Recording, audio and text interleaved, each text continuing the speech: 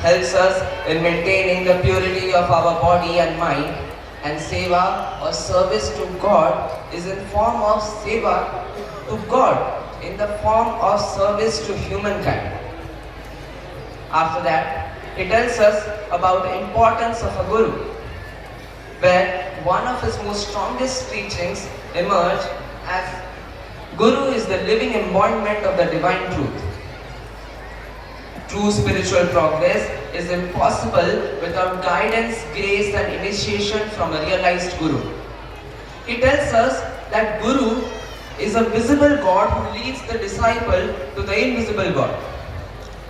Now, after that, his teaching shifts towards brahmacharya, where he tells us to maintain the purity of our mind, to have clean thoughts and disciplined living, etc. He tells us that without maintaining the purity of our body and mind, higher spiritual realization is not possible. After that, there comes a relatable topic in his teaching that is still discussed in many religious conventions around the world today. That is, service to God through service to humanity, where he tells us to help everyone around us with compassion. That includes helping the poor, helping the weak, educating the children, etc. But moreover, he tells us that this should be part of one's spiritual conscience so that it can become a win-win template for all, for both the provider and the seeker. The man who wants to gain spiritual karma wins, and the man who is in desperate need of humanitarian help also wins.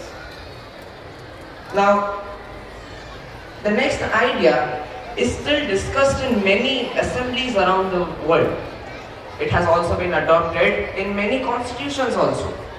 That is, respect towards all religious paths. Thakur Maharaj promoted respect towards all the religious paths. He explicitly emphasized that all religious paths lead to the same ultimate truth.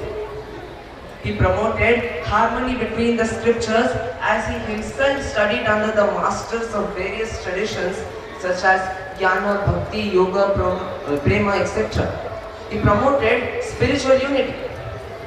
After that, he tells us about God realization in household life, which truly is an idea to create an inclusive society in our truly diverse Indian society, where he tells us that unlike the saints who attained renunciation, even householders could attain moksha through divine practice and meditation.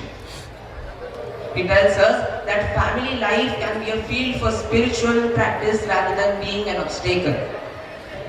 After that comes one of the most important ideas, that is the idea of a simple and pure living. He asks us to follow honest work for living. Then he tells us to maintain clean habits. And after that, the most important part is moderation in food, sleep and pleasure, where he tells us that simplicity strengthens our body and mind for spiritual progress. Without maintaining the simplicity of our body and mind, higher spiritual realization is never possible. After that comes something that is really important to maintain peace in our world. That is spreading love through religion, where he tells us to loving God with intensity and to practice the feelings of forgiveness, compassion and kindness. He tells us that we must spread love around us so as to uplift us as well as them spiritually. After that, he tells us to read the ancient Hindu scriptures. But there's a catch. The catch is we need to study ancient Hindu scriptures like Bhagavatam, Upanishads, Gita, etc. but not without the guidance of a guru. Knowledge only becomes useful when it leads to realization. After that, he tells us to live a disciplined life, where he tells us to do self-study and introspection and to observe our own mind and correct our own mistakes. Hey Aditya, break your speech. Time out. गोटे काम करू देखो service to man is the service to God man is the living God तो बापा पाखर 50,000 टंका Nigamanand Sevashram foundation देव हम तो कहीदेव तो बापा डिमांड कले 50,000 टंका मुझे इंग्राजी भाषा में भाषण देली से 50,000 टंका देवाक पड़ो निगमानंद सेवाश्रम फाउंडेशन तो लड़के आने खाई तो का बंद कर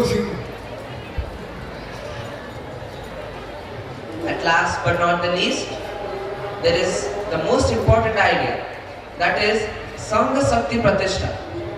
As most of us can already make out, it is made up of 3 words, that is Sangha, Shakti and Pratishtha. Here, the Sangha stands for a collection of individual seekers who want to seek the divine and the invisible power of God. Shakti here means that invisible power of God. And Pratishtha means the establishment. When we put all 3 together, we get the word that creating unity between the seekers of these divine power so that this divine power may get embedded in them. But there are some conditions.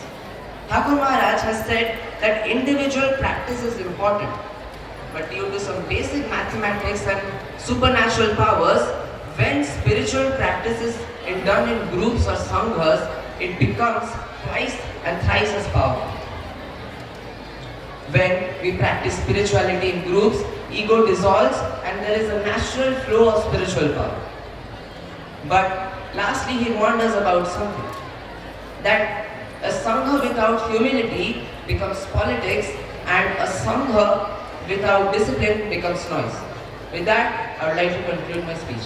Thank you and have a wonderful day ahead.